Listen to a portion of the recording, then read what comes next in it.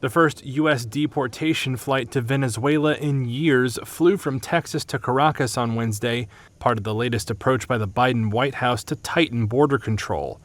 Earlier this month, the U.S. announced it had made an agreement with Venezuela to deport its citizens who enter illegally and send them home, a breakthrough despite frosty diplomatic relations between the two sides.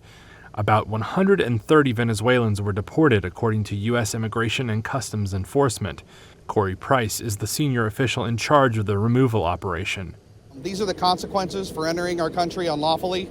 Unfortunately, those that take their lives and put them in the hands of smugglers, and their life savings and put them in the hands of smugglers, are only going to get a flight home on one of these flights like this to go back to their country.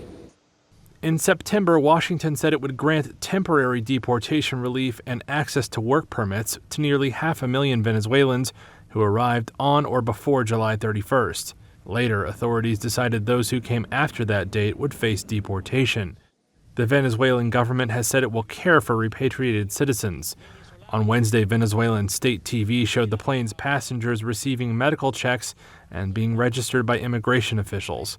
Since Biden took office in 2021, the U.S. has grappled with record numbers of migrants attempting to cross the U.S.-Mexico border illegally, part of it fueled by a sharp rise in Venezuelans fleeing economic and political instability in their home country, which has been slapped with U.S. sanctions. More than 380,000 Venezuelans have been caught crossing the U.S.-Mexico border illegally since 2021, far higher than only a year or two before, with 2,000 in 2019 and 1,000 in 2020.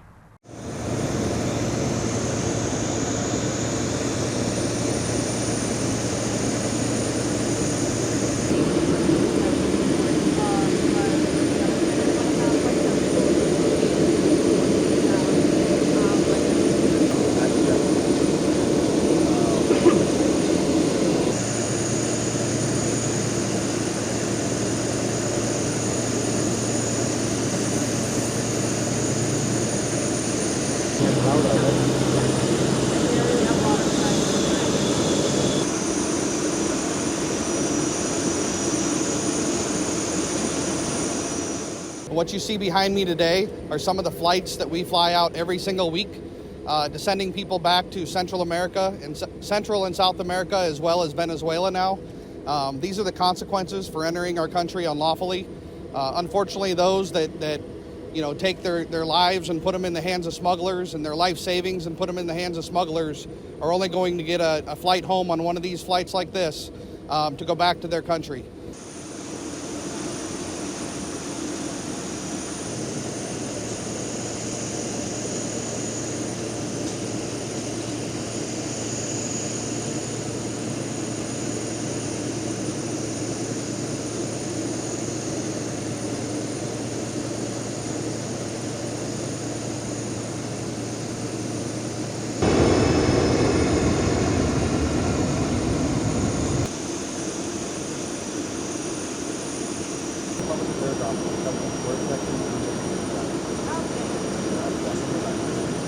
And for the first time, we're seeing flights that are going to go back to countries like Venezuela. So we have several flights that go to Central and South America already.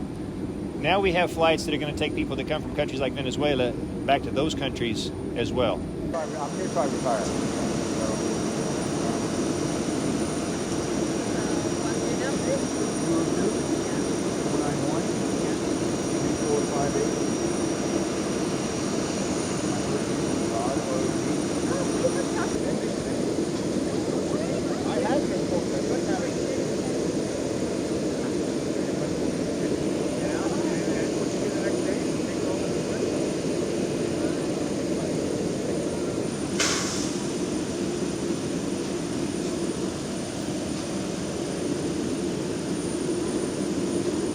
The message for the migrants that are skipping the line and crossing between the ports of entry, this is what you have to look forward to when you do that. We are working behind the scenes each and every day to get more and more of these flights that will take you straight back to your country if you choose to ignore our immigration laws. We have lawful pathways that exist. We have the CBP-1 app.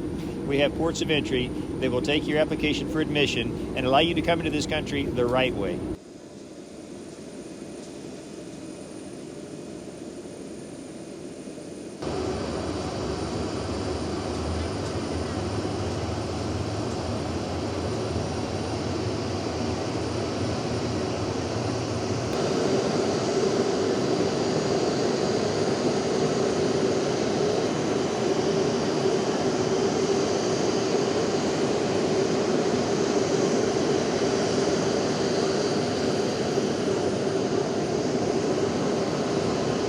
Now, our mission is to secure the borders between the ports of entry to keep this country safe from those that would come in to do it harm.